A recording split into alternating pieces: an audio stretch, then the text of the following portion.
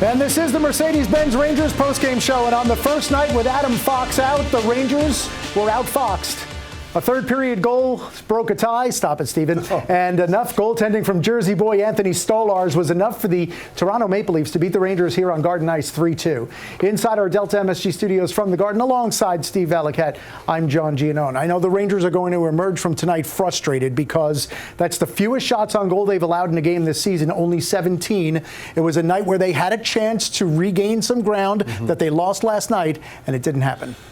You know, John, there's not a lot they could have done differently as a team. When you're evaluating the overall team, you can't say that they didn't deserve to win this hockey game. You just cannot. But you can go player by player, and the one thing that would irk me after this one is that the Trocheck line with Panarin and Lafreniere, they had a great third period. But I'd ask, where were you in the first two?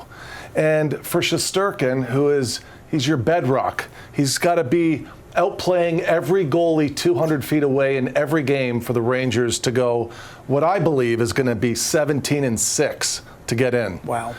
And what I see is this. When Shesterkin was Vezina Shesterkin, the high danger chances, he would allow 1 every 4.6 of them. And right now he's allowing 1 every 3.6. It's a difference of 18 goals.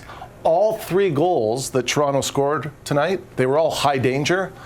But you'd like to see one of those. We need a save. Need a save there, and you're in a hockey game, and you're going to overtime. And I think that's the difference right now. And look, it's not every night the case, but right now, I lived it with Henrik.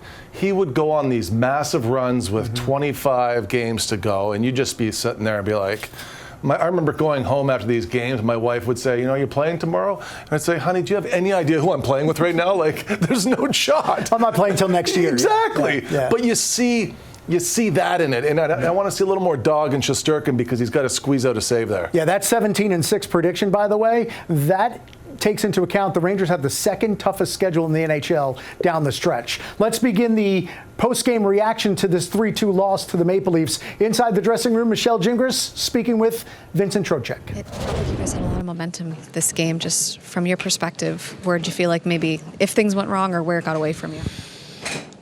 I thought we played really well. It was just a couple mental lapses on our part that ended up killing us in the end, but overall, I think there's a lot of good things to take away. So you focus on the positives, or you had disappointing at the same time, given how important these games are? Yeah, you're disappointed, but every game this late in the season, you got to look at it, take what you can from it, learn from it, and then move on to the next game. You can't really focus on this for too long. We got 2 big games back-to-back coming up Sunday and Monday, and all these games we need these points. So focus on this one for 12, 24 hours, and then focus on the next one. You said you felt like you did a lot of things well. Just elaborate on that a little bit. What did you feel like was going your way tonight?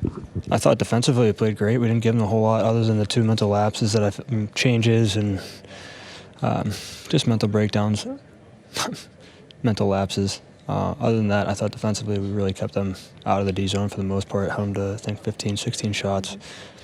Did a lot of good things in the O zone, got to the net, created second chances. Just didn't capitalize on a couple. So those are the words of Vincent Trocheck, who a couple times used the term mental lapses, and clearly the too many men on the ice penalty, another one for the Rangers, now 10 this season. One of the things he was referring to, but I wonder if he was referring at all to what happened on the goal that ultimately won it for the Leafs, which was Matthew Knies 6.5 minutes into the third after a terrific forecheck play from Mitch Marner. Yeah, see, I see it maybe a little bit differently. I just thought it was a great play, and I thought that Marner was world class on the forecheck. In fact, I would love to see the Rangers play it this way, but you really rush the goaltender to make a play here. I didn't think that Shesterkin was slow on the handle. He elevated the puck. He's trying just to get it on the glass, and I think that Toronto just makes a world-class play with 3 world-class players that have great chemistry, and ultimately, again, I think that that's a play you want to see everybody on the Rangers make. But when that goal went in, John, I'm sitting here with our amazing producer, Paula McHale, and I said, Paula, I haven't seen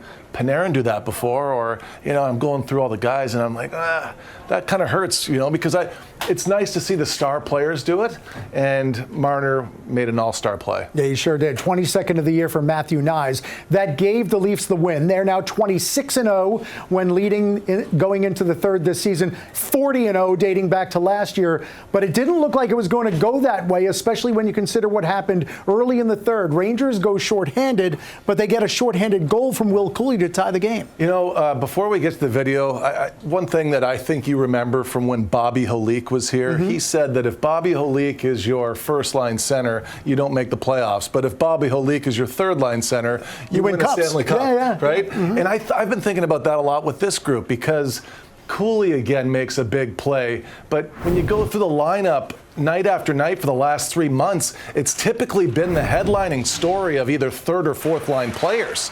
And it's the story again on this goal. Now, Zibanejad has one of his best all-round nights in, I can't remember for how long. So that's another positive in this one. But Cuylle just makes a world-class, handsy play. And that doesn't hurt, by the way, when you go into the crossbar after a goal. Guys are going to bounce up and be happy there. But I thought that it was a world-class play because of the overall attention to detail. You're looking at both players identifying that we've got to read here, and when one goes, we both go. And they have extra pressure at the blue line for a fast break. And they stay connected. And I mean connected with pace. So you can see Cuylle here turning it over, and he's giving Zibanejad a target. That's the most important thing on this play. So it's really an area pass that Mika can put it into an area that he can skate into.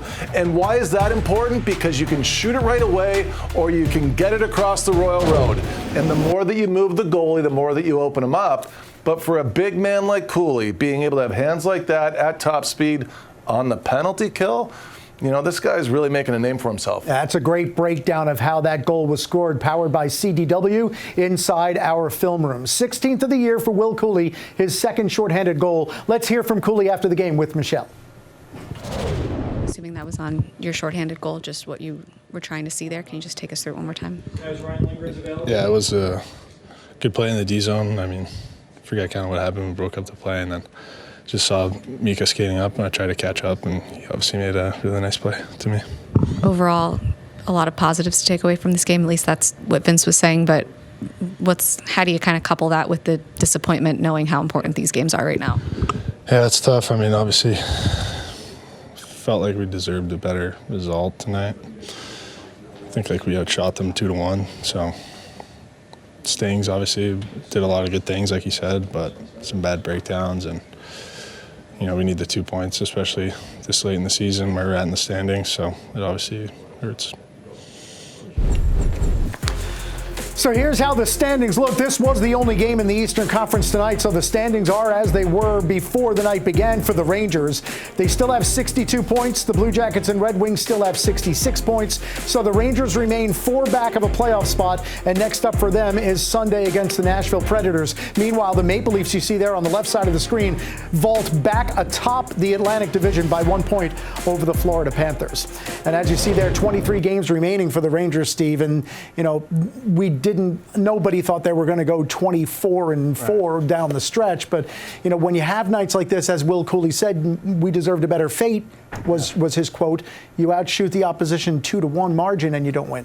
You know what I look at this game as? It's almost like the college student that doesn't attend class for the first semester. He gets so far behind, and then it's really impossible to catch back up. And when you go 4-15 during a stretch of your season, essentially almost 25% of your season, you're in this spot because of that. And yes, your back's up against the wall, the pressure's on, everybody has to perform. And you know what else? Your goalie needs to be in sync with the same level of play as the team, and that doesn't always happen. There are nights where your goalie's going to have an off night and you play great. You lose. There's going to be nights where they play poorly, the goalie plays great, you still lose. And that's what you're up against in these final 23 games. You're going to need a little bit of luck here, John. You don't just have to play well and perform and prepare, but boy, they're going to have to get lucky too. And the Toronto Maple Leafs got a heck of a goaltending effort from Anthony Stolarz. Born in Edison, New Jersey, raised in Jackson Township, New Jersey, 33 saves, the #1 star of the night, on a 3-2 Maple Leafs win.